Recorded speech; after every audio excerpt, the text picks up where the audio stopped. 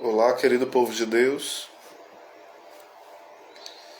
Infelizmente, um assunto que a gente fala pouco e conhece pouco é sobre a manipulação do comportamento humano. Nós somos muito manipulados em relação ao consumismo, em relação a ser palpiteiro, né? A gente quer dar opinião sobre tudo. Às vezes a gente nunca ouviu falar sobre um assunto, aí escuta um vídeo de 5 minutos e já quer dar palpite. O famoso palpiteiro de plantão. Os metidos, né? Então a gente deve ter muito cuidado, porque se nós não temos ciência dessa manipulação comportamental que existe, a gente vai sendo marionete na mão dos outros. E vamos nos achando livres, modernos, grandes homens e grandes mulheres que não se deixam influenciar por qualquer coisa. E a gente vai repetindo tudo que a Globo fala, a Record, outras grandes e velhas mídias, né? Então isso é triste, porque a gente vai sendo manipulado e não percebe. Vai sendo marionete, fantoche e não percebe. Você que me acompanha, você já ouviu falar sobre o marxismo? Você já ouviu falar sobre o marxismo cultural? Sobre as ideologias como de Karl Marx, né? Boa tarde. Bem-vindas. Infelizmente, na cultura brasileira, isso não quer dizer que é todo mundo. Nós, brasileiros, não somos acostumados a ler muito, a ler uma boa literatura, a buscar as informações nas fontes primárias. O que mais nós fazemos é ser papagaio, é repetir o que as outras pessoas falam. Há um grande debate, né? Às vezes sobre racismo, sobre preconceito. Se a gente pergunta se a pessoa leu algum livro de história que aprofundasse o assunto, a pessoa provavelmente não leu. Se a gente pergunta se a pessoa sabe conceituar o que ela está falando, ela também não sabe. A pessoa chama o outro de comunista e não sabe a história do comunismo e nem quais são os valores do comunismo. A pessoa chama o outro de fascista ou quaisquer outros nomes, né, como homofóbico, como preconceituoso, discriminador, e nem sequer nós sabemos conceituar os termos. Nós queremos falar sobre assuntos complexos apenas com chavões e rótulos. Isso é um prejuízo para a nossa inteligência. É um prejuízo porque nós vemos nas redes sociais um debate de ego. O que é um debate de ego, Oséias? É quando a pessoa apenas debate usando simplesmente os sentimentos dela. Ah, eu acho isso, eu sinto isso. Não, ninguém está interessado na internet, num debate de ideias, o que você está sentindo, não. A pessoa quer saber o que você estudou, o que você sabe sobre o assunto. Isso não é ser arrogante, isso não é ser orgulhoso, isso é ser responsável. Como é que eu vou falar sobre medicina se eu nunca fiz faculdade de medicina, universidade, ou pelo menos não li uma vasta literatura acerca de medicina, não ouvi bons médicos? Como é que eu vou falar e dar palpite sobre isso? Se eu não ouvi os melhores, não li os melhores conteúdos, ou não me especializei na área, né? Então a gente vive um debate, uma guerra de loucos. É um louco batendo no outro.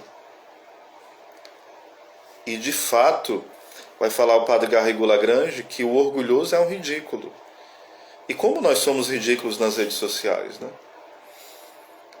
A gente vive um tempo onde tudo é discriminação, onde tudo é preconceito, onde tudo é o vitimismo, né? Ah, você me ofendeu, tadinho de mim, eu estou traumatizado. É aquela cultura amanteigada.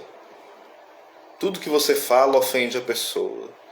Tudo que você fala magoa a pessoa, deixa ela pensativa. Meus irmãos, nós temos que reconhecer a nossa ignorância. Se eu não sei sobre um assunto, eu vou ficar caladinho, vou pesquisar, vou estudar. Por quanto tempo, Oséias? Talvez seja por um mês, por 2, por um ano, por 2. O quanto exigir a complexidade do assunto, o tema. Eu tenho que ter seriedade com quem eu falo, aquilo que eu falo também, o conteúdo, mas também a finalidade. Eu preciso saber qual é a finalidade que eu estou falando isso. Precisamos também rastrear as ideias. O rastreio de ideias quer dizer o seguinte: eu não vou simplesmente estar falando o que eu ouvi, se eu não verifiquei, se eu não examinei, se eu não ponderei as coisas. Como é que eu vou apenas reproduzir sons? Os papagaios reproduzem um som. Você não é um papagaio. Você não é um bicho. Você é um ser humano racional, que tem vontade, inteligência, liberdade. Se é batizado, a graça de Deus para te auxiliar, se está em estado de graça, né? Precisa essa postura humilde nossa. O Brasil tem sido tomado por uma mentalidade hoje muito de economia. Economia em que sentido, Osés? Nós nos importamos com o nosso bolso e devemos nos importar? Sim, eu me importo com o meu bolso. Você se importa com o seu bolso? Claro que sim. A gente tem que ter o mínimo para sobreviver, para nos mantermos numa vida razoavelmente digna no nível econômico, né? A palavra economia quer dizer oikosnomia, as ações da casa. Nós devemos saber governar a nossa casa com pouco ou muito dinheiro. Tem um equilíbrio, tem uma ordem, né? Esse governo da casa. Só que, o que acontece? Quando eu coloco o dinheiro acima de tudo, as coisas ficam desordenadas. Percebam que no Brasil, quando tem coisas que mexem gravemente no bolso do brasileiro e eles são avisados, existe uma grande movimentação. Mas quando são coisas que tocam os valores morais e os valores eternos, não existe a mesma reação. Há uma reação ínfima que não é proporcional à necessidade de reagir de forma enfática, profunda sobre o tema, né?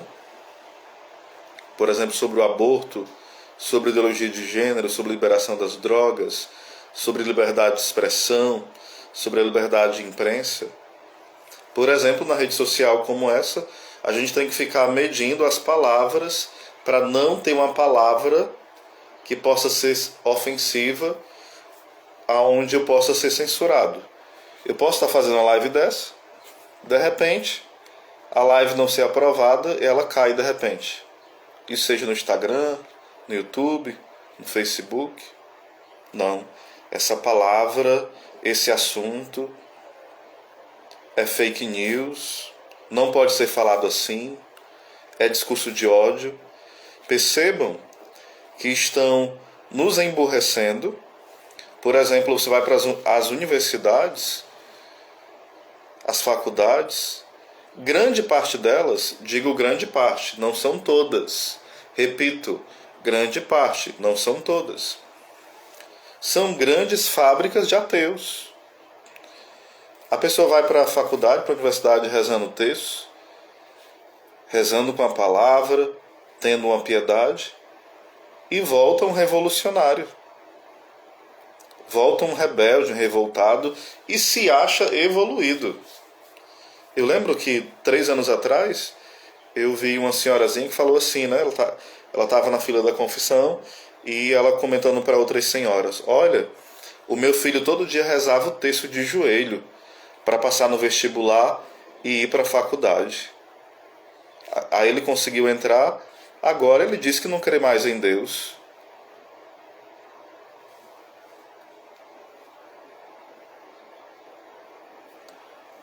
José Walter, muito bem, bem-vindo. Bem-vindo, Ângelo, também a Tânia, todos os irmãos e irmãs que foram chegando. Sejam bem-vindos. Vocês querem comentar alguma coisa? Quero indicar um livro que fala um pouquinho sobre esse assunto, né? Do nosso querido professor Felipe Aquino. Marxismo, uma ideologia atraente e perigosa. Marxismo, uma ideologia atraente e perigosa. Livro recém-lançado pela editora Cleofas, né? Pelo nosso querido professor Felipe Aquino. Aqui vai abordar alguns temas interessantes. O que é o marxismo? Por que e como ele surgiu no mundo? Qual a sua influência na educação? São temas que serão abordados, que são, né? Cristianismo e marxismo, eles se coadunam? O que é a teologia da libertação marxista? O marxismo pode ser usado na elaboração da teologia católica? Qual o conceito de verdade no marxismo? O que nos diz o livro negro do comunismo? Quem foi o marxista Che Guevara? O que é a tal igreja popular de índole marxista? O que é a revolução sexual e a ideologia de gênero tem a ver com o marxismo? Quais as perseguições que a igreja sofreu dos regimes marxistas? O que é a doutrina social da igreja? Então são temas que são abordados nesse livro. Porque às vezes, meus irmãos, você é de um grupo de oração, você é de pastoral, você tem uma caminhada na igreja, você é de uma nova comunidade, você é uma pessoa de Deus, só que tem pensamentos totalmente contrários àquilo que Deus quer. Imagina, uma pessoa diz que ela é de grupo de oração, ela é de pastoral, ela é ministro da palavra, extraordinário da palavra, ministro extraordinário da Eucaristia, mas você vai ver as ideias da pessoa, às vezes por malícia e às vezes por ignorância, são totalmente contrárias àquilo que a igreja ensina no catecismo, nas Sagradas Escrituras, na vida dos santos. Imagina uma pessoa que se diz de Deus, tem experiência de rezar todos os dias e se diz feminista. Não, nós queremos derrubar o patriarcado, nós queremos competir com os homens. Tem muitas irmãs que têm ideias feministas, que veem o homem como inimigo, que começam a dizer, não, essa sociedade... A própria palavra feminicídio, ela é estranha, porque quando se mata alguém, quando se tira a vida de alguém, é cruel. Não importa se é homem, se é mulher, se é criança, se é idoso. É terrível matar alguém. É terrível tirar a vida de alguém. Claro que há as proporções. Quando, por exemplo, é uma criança inocente, a proporção da gravidade é maior. Quando a criança está no ventre, a proporção ainda é maior, porque ela não tem como se proteger. Não é culpada e não tem como se proteger. Então, há níveis de proporção. Às vezes um idoso ali em estado terminal, né? E vai lá, alguém quer fazer uma loucura com a vida daquele idoso, porque acha que ele é um peso. Então, claro que há as proporções. Porém, sempre se coloca essa guerra, que isso é fruto do pensamento do marxista, né? É o homem contra a mulher, é o negro contra o branco, é o rico contra o pobre. Sempre é alguém contra alguém. Percebam que nós caímos nessa loucura, nessa armadilha. Não, nós temos que ser contra os ricos. Não, a gente tem que ser contra aquilo que é errado. Às vezes tem pessoas ricas que são muito mais generosas do que um pobre. São muito mais humildes, mais simples. E tem rico pão duro, ruim, desonesto, como tem pobres também. Assim como tem pessoas que são negras, que são maravilhosas, que são talentosas, assim também tem pessoas brancas ou uma outra cor. Não, não é a cor, não é ter dinheiro, muito ou pouco, que vai definir se você é uma pessoa boa, santa, virtuosa, ou imprestável, ou ruim, ou depreciável porque faz mal aos outros. Não, isso não define. O que vai definir não é a tua cor, não é a tua classe social, não é se tu é um homem ou uma mulher. Não, não é isso. E nós caímos nesse engoldo, nessa armadilha. Vocês percebam que isso acontece muito, né? Queremos tudo igual, tudo igual. Não, tem pessoas mais inteligentes do que eu, graças a Deus. Por isso eu vou aprender com elas. Ah, todo mundo é inteligente igual. Não, tem pessoas muito mais inteligentes do que nós. Claro que tem. Ah, todo mundo é bonito por igual. Não, tem pessoas muito mais belas que nós, que é agradável olhar, que dá um vislumbre quando nós olhamos. Tem. Beleza é um dom de Deus. E tem pessoas que são mais belas, outras são menos belas, mais desprovidas do dom da beleza física, estou falando aqui. Há pessoas mais fortes fisicamente, há pessoas mais fracas, há pessoas mais rápidas, há pessoas mais lentas. Então, as diferenças, as desigualdades naquilo que uma pessoa pode, naquilo que outra pessoa não pode, nos limites, nos talentos, nas capacidades, nas incapacidades, isso é belo. Porque aquilo que eu não posso sozinho, eu consigo com a ajuda do outro. E eu vou me aperfeiçoando, com a graça de Deus, óbvio, mas com a ajuda dos irmãos, que são instrumentos dessa graça. A gente precisa ter muito cuidado, porque hoje a gente fica aquela história, tu é esquerda ou é direita? Se tu vota em tal partido, ou se tu faz isso, tu é direita, se tu faz isso, é esquerda. Não. Eu tenho que ter cuidado, porque, por exemplo, José, se tu é direita ou esquerda? Eu não sou direita nem esquerda, eu sou católico. Eu sou católico. E na hora de votar, eu tenho que votar em alguém. E o que vai medir o meu voto, o que pesa mais em relação ao meu voto, não é se eu vou ganhar mais dinheiro. A questão da economia é importante, óbvio. É óbvio que é. Quem disser que não é um hipócrita, né? Como é que a gente vai comer, pagar aluguel, progredir, crescer no emprego, conseguir emprego? Claro que precisa. Só que, quando nós vamos votar, a prioridade não são esses valores. Infelizmente, como nós não entendemos o que é política, quando se fala política, a gente lembra logo de política partidária. Mas quem de nós entende o que é política em Aristóteles? Quem de nós entende o que é política em Santo Tomás de Aquino? Quem de nós entende o que é política no sentido da doutrina social da igreja? A palavra política vem de polis. e é a busca do bem comum, né? Aí eu entendo o que é bem e o que é comum. Comum não quer dizer comunismo, não, certo? Não é essa ideia que alguns tentam passar. Então, às vezes, a gente precisa estudar essas coisas simples. Porque a gente é formado, a nossa cabeça é formada pelo quê? Pela escola, universidades, faculdade e a mídia. A gente é manipulado naquilo que pensa e nem percebe. A gente não procura averiguar. Espera aí, o que eu estou dizendo. Às vezes a gente cria raiva de pessoas, seja lá de quem for. Eu odeio.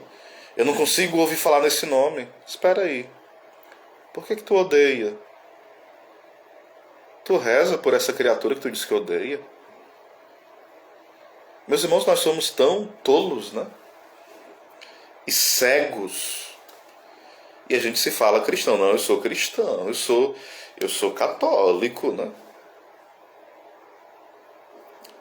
Me diga, você é católico e apoia a ideologia de gênero? Você é católico e apoia o feminismo? Você é católico e apoia o aborto? Você é católico e apoia a liberação de drogas? Você é católico e apoia a teologia da libertação de cunho marxista?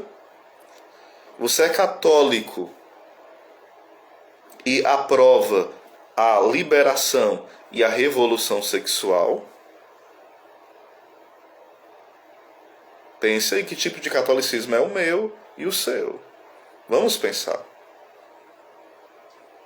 Estude mais sobre isso. Coloque na internet marxismo cultural, Padre Paulo Ricardo. Ou então você pode colocar outra pessoa falando também sobre esse tema. Não precisa ser só o Padre Paulo Ricardo, né?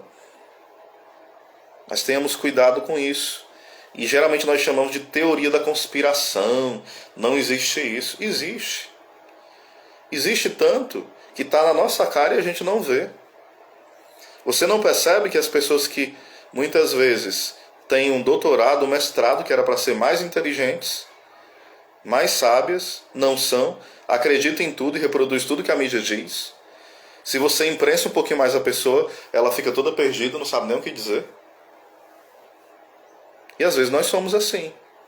Você que é católico, tem um catecismo? Eu sou católico. Aí a pessoa está com 10 anos caminhando na igreja, 15, 20, e não tem sequer o catecismo. Ou seja, você está me acusando, eu estou me sentindo ofendido. Eu te perguntar se tu tem um catecismo, isso é uma ofensa? Agora eu me pergunto, como é que tu vai entender de coisas simples como é a política, simples como é a economia, se você não tem o basilar da fé, que é o conhecimento da doutrina? Como é que você vai votar consciente? Voto consciente não é votar em quem é bonito, não. O voto consciente não é voto... Não, eu não vendi meu voto para ninguém. Não vendeu, mas tu vota ali num cara que é ateu, tu vota num cara que odeia a igreja, tu vota num cara ali que tem a ficha suja tamanho do Pacajuís inteiro e acha normal. E acha super normal. Então tenhamos cuidado, vamos crescer mais. Não precisa ficar lendo 1000 livros por dia, não. Mas leia aquilo que é básico, que é essencial para a sua fé. Sagradas Escrituras e Catecismo. E ter alguém, um bom padre, né, que te ajude aí. Hoje nós temos as redes sociais, vamos usar elas bem. Não vamos ficar só fofocando nas redes sociais, não. Vamos avançar para as águas mais profundas. Então pesquise sobre isso, né? As falácias do feminismo, as falácias do globalismo, né? Procure. Eu indico aqui alguns canais muito bons do professor Felipe Aquino, né? Professor Felipe Aquino. Você pode aí assinar aí o canal dele, muito bom. Tem também o próprio canal e o site do Padre Paulo Ricardo. Tem o canal do professor Sidney Silveira. Em resumo, fontes tem bastante, né? A gente precisa ir atrás. Precisamos correr atrás. Então a gente vai ser enganado e acho que é super normal. Repito, o livro que eu indiquei para vocês aqui hoje foi esse, ó.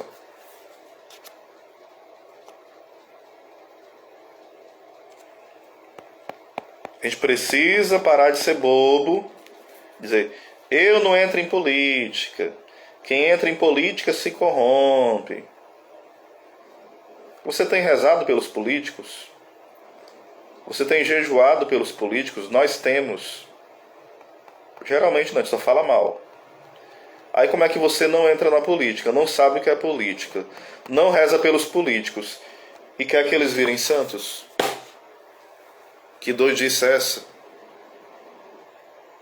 Se a gente não apoia quem se candidata do nosso lado, às vezes uma pessoa da igreja, que a gente sabe que busca ali a fidelidade, a gente não apoia, não ajuda, fica julgando, condenando, falando abobrinha.